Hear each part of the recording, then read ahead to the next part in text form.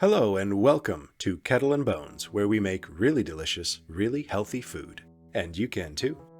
Real quick, show of hands, who out there has ever tasted a dry, overcooked chicken breast? Okay, 1, 2, 3, 4, 5, 74,652, 74,653. Okay, so that's everybody. We've all had dry, overdone chicken, and I'm going to go out on a limb here and say that none of us really enjoyed it. As sad as it is to say, dry, overcooked chicken breast is too often the norm, which is a real shame because it doesn't have to be this way. And today, we're going to set things right with a simple, quick, easy-to-learn technique that will enable you to coax restaurant-quality juiciness from even the leanest, most stubborn cuts of meat. We're making moist and tender chicken breast. Let's get cooking. As simple as it might seem to cook a plain chicken breast, it can be surprisingly difficult to get it just right, especially boneless, skinless chicken breast like these. I've had these out at room temperature for about 20 minutes, so they're not refrigerator cold throughout. And I've liberally seasoned both sides of these with sea salt and freshly ground black pepper, but that's really all they have going on right now, flavor-wise. Chicken breast meat itself is light and almost flavor neutral. That's what makes it such a versatile meat. There is next to no fat on these, which makes it really difficult to cook these to a safe internal temperature of 165 degrees Fahrenheit or 74 degrees Celsius without them drying out. Today's recipe is much less about ingredients than it is about technique. And the technique we'll use to get a moist, juicy, delicious result perfect for all your white meat chicken needs is butter basting. This begins in an oven-safe pan, one with no plastic or rubber parts, over medium-high heat with several glugs of high-heat tolerant oil like grapeseed oil or avocado oil. I'm using avocado today. When the oil is nice and hot and shimmering, in go the chicken breast pieces, laid very carefully away from you to avoid hot oil splashing in your direction. What we're doing here initially is just searing the outside. That's all we're going for while this is on medium-high heat. So I'm turning these after only a couple minutes. What we don't want to do in this stage at all costs is overcook these. These are starting to get a little color, and after another 2 or 3 minutes, when the other side has gotten some nice color on it, we're going to transition now from searing to butter basting. In goes half a stick of unsalted butter. That's 4 tablespoons or about 57 grams. And now we're going down to medium heat so we don't burn the milk solids in the butter. Butter on its own cannot withstand as much heat as our avocado oil can. The butter is just about melted, and now it's time to infuse this butter and oil blend with some herb flavors. In go some whole sprigs of fresh thyme and rosemary. Fresh sage would also be a great alternative herb to use here, as well as a couple cloves of garlic, lightly crushed to release their flavor. These can go in peel and all.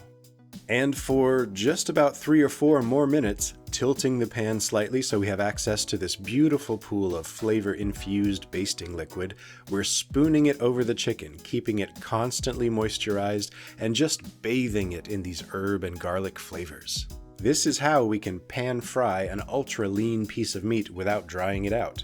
And this works for lean pork loin, beef sirloin, or any chop or steak or cutlet of lean meat that you're concerned might dry out as it cooks. The only technique that makes lean cuts of meat even juicier and more tender than butter basting is sous vide.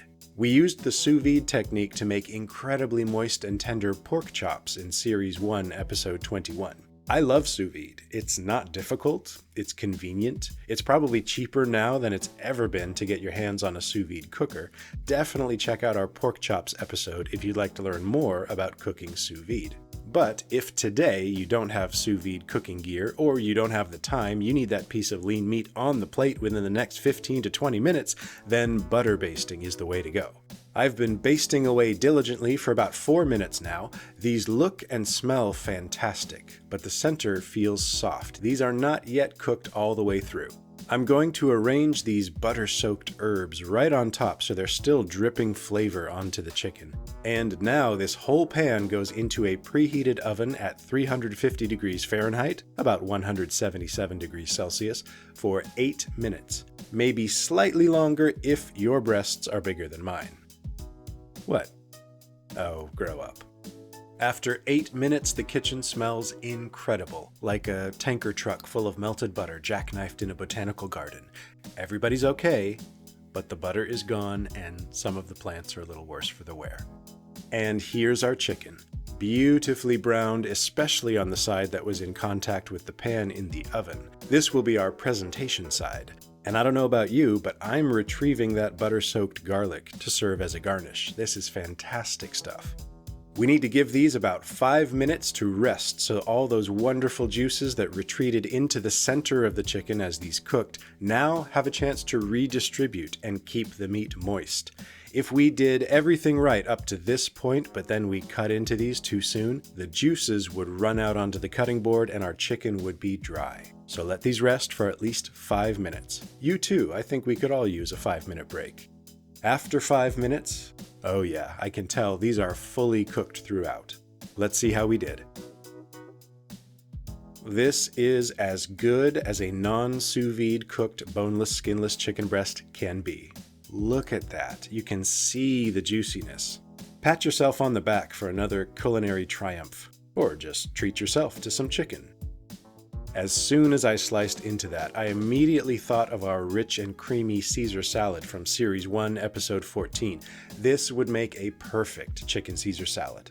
This is perfect next to all kinds of salads, roasted vegetables, mashed cauliflower, fresh and crunchy coleslaw, or, I don't know, maybe some freshly made ultra-low-carb, high-protein almond and lupin flour-based fettuccine. Just hypothetically. And do not forget about the herbed butter that's left in our pan. Drizzle that generously. On everything. Oh, and by chance, if you're wondering how you can get some of that low-carb fettuccine in your life, well, that's what's known in the videographical gastrotainment industry as a sneak peek. So, stay with Kettle and Bones for many, many more low-carb and keto-friendly dishes for which this tender, juicy, flavorful white meat chicken makes the perfect companion, especially if you want to get in on that fettuccine. But for now, just enjoy your moist and tender chicken breast.